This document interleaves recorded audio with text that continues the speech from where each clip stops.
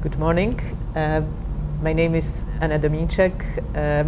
I chaired this morning a session on epigenetics, and I would like to introduce Dr. Andrea Beccarelli, who gave a very elegant presentation on epigenetics in this session. We're very interested what are the main messages for scientists and practicing clinician in hypertension from your presentation? Our message is very simple. It comes from our research that our bodies have a program built in on top of our DNA that programs how our phenotypes, our disease and health status develop over time.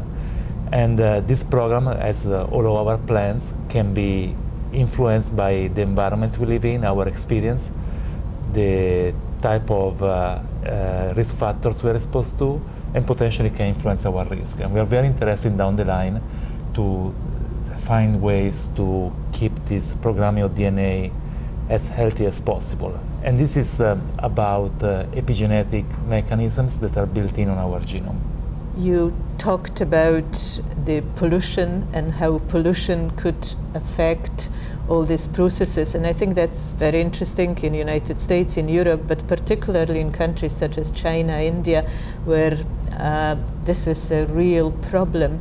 Could you give an example how the epigenetic changes happen so quickly after exposure to pollution? Absolutely. First of all, we do know that our bodies change quickly in response to pollution. Blood pressure increases fast after an exposure to peak to pollution. It might take just a few minutes to hours for blood pressure to increase. And that is something we know very well. And down the line, what we are really interested in here is to find biomarkers that can easily be measured to understand how our genome is reprogrammed in response to air pollution. This is something that is particularly interesting for us. For instance, this is not only interesting for us, but also for policymakers. Some of our findings have been included by in the statement by the American Heart Association in air pollution, and this is something that has been found to be interesting in terms of trying to reduce exposure to these pollutants, and governments are always looking at this type of results in order to limit exposure to populations and individuals to environmental pollutants.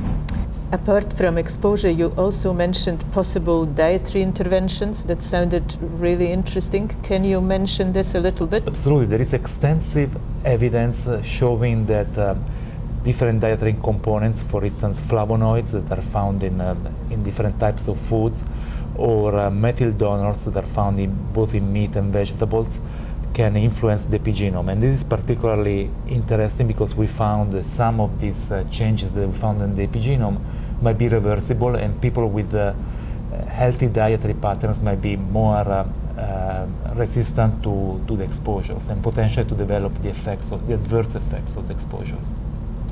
Thank you very much. Thank you for your contribution to our meeting. Thank you so much.